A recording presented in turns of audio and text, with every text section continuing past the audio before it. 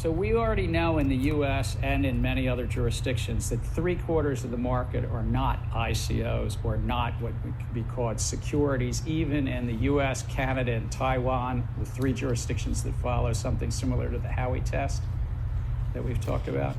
3/4 of the market is non-securities. It's just a commodity, a cash crypto.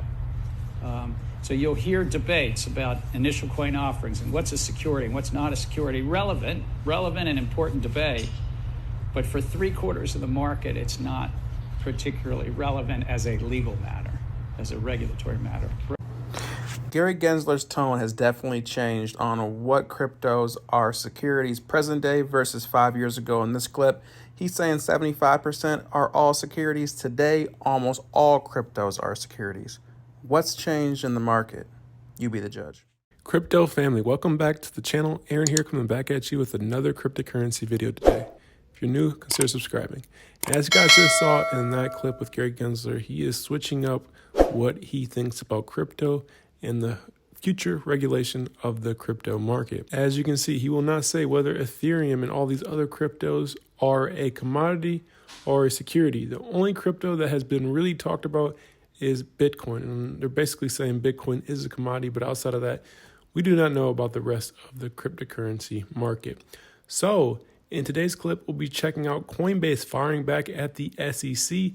The SEC sent Coinbase a Wells notice saying you guys are selling unregistered securities, and Coinbase fired back. I want to play this clip for you guys. I want to tell you what I think could happen next for the crypto market because of what Coinbase is doing. So let's go ahead and check out this clip here. The next decision I had was, where do I want to start this company? Once I realized I wanted to start a company, and I went to some early Bitcoin meetups in San Francisco, and people were telling me, you shouldn't base it in the U.S. It's going to be too challenging. There's 50 state regulators and multiple federal regulators, and you should start it in Hong Kong or Singapore. And there was other firms that were starting at that time that did that.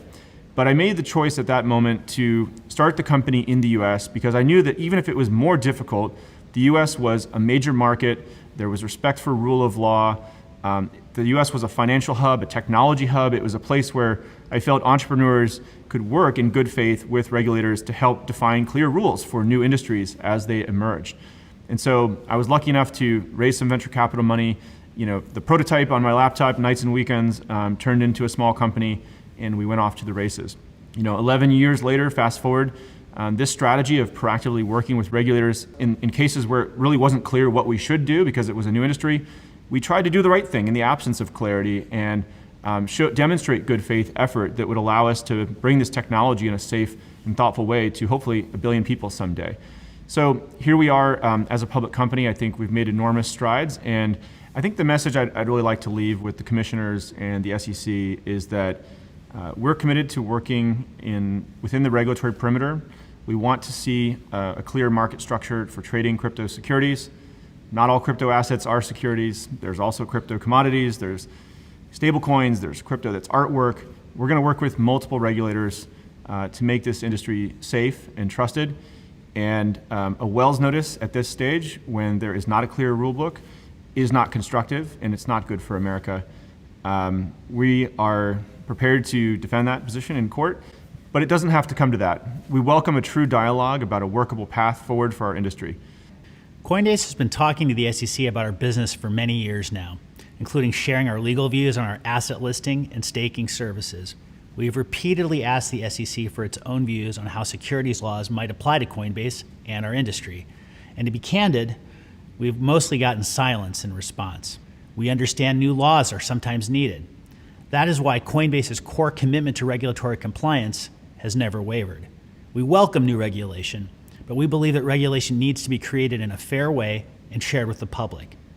I understand that the Wells notice means that the staff has reached a preliminary determination that aspects of our company's core business violate securities laws. So I want to be very direct with you. Coinbase does not list securities. We use a robust process based on SEC guidance to make sure that we don't list securities. We reject some 90% of the assets that we review. That's why, as proud as we were when we became a U.S. public company just 2 years ago, we were just as disappointed to receive the Wells notice from the SEC a few weeks ago. In the past 2 years, Coinbase's business really has not changed in any fundamental way.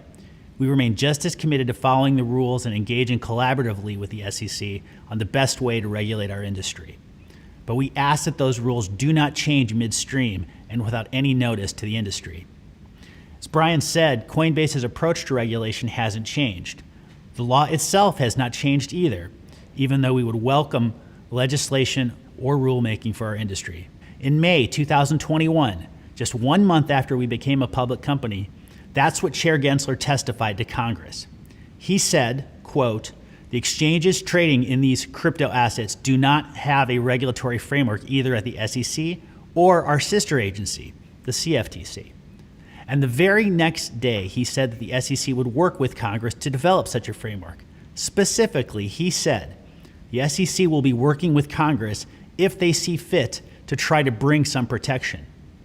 The Wells notice we received appears to say the opposite just 2 years later, as the SEC staff contends that significant aspects of Coinbase's businesses are now subject to and violate federal securities laws. This new view doesn't come from any change in Coinbase's business since becoming a public company 2 years ago. So we said absolutely yes to the SEC's request to work on a framework for crypto companies to register.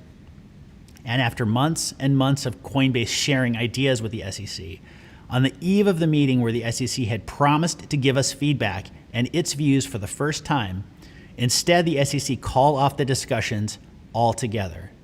A few weeks later, after just 2 cursory depositions, we got a broad yet fundamentally vague Wells notice. We still do not know exactly what it is that we do that is of concern to the SEC. We are instead gearing up for litigation. Coinbase does not want to litigate against the SEC, and the SEC should not want to litigate this case either. Litigation will put the SEC's own actions on trial, erode public trust in the SEC's mission, undermine any incentive for market participants to engage with the SEC, and put at risk broad aspects of the SEC's enforcement program. So we're asking you directly not to waste the SEC's limited and important resources on unnecessary litigation that will only harm the very investors that the SEC is mission-bound to protect. We know that Chair Gensler has said that he believes most digital assets are securities. But even if that were true, Coinbase does not list most assets. We reject more than 90% of the assets considered for listing, and there are mountains more that we don't consider at all. We will show up at your offices any day, any time, to discuss a workable path forward for our industry. But we won't find that path without true dialogue. So what does all this mean? Who's going to win the court case between the SEC and Coinbase? I'm not sure. I don't think anybody really knows. Kevin O'Leary came out and said that Coinbase doing this was very stupid, but I'll give you guys my opinion on this. I believe that the SEC, Gary Gensler, has flip-flopped so many times on the definition of a security and a commodity in the crypto space. It absolutely makes no sense. I believe if Coinbase does go to court with the SEC, I do believe it will take a couple of years, but I think Coinbase will win. That's just my personal opinion, guys, and I could be totally wrong. I am not a lawyer, so do not take any legal advice from me at all. But what do you think happens if Coinbase wins this settlement versus the SEC? I believe this is going to be huge for the space in whole. Over the next couple of years, we'll see a lot of these cryptos blast off because people are going to gain more confidence in all of these crypto securities or commodities, whatever you want to call them. People will have a lot more confidence because there'll be a lot more clarity in the space. We'll start to see things like Bitcoin ETFs get approved. It's just a matter of time before that happens. But a lot is still up in the air. We don't really know. Invest at your own risk, guys. But let me know what you guys think about all this in the comment section below. That's all I really wanted to share with you guys here in today's video. My name is Aaron from the Bitcoin Bros. I'm out. Subscribe if you haven't already. Check out our Patreon for exclusive content. See you guys in the next one. Have a great rest of your day.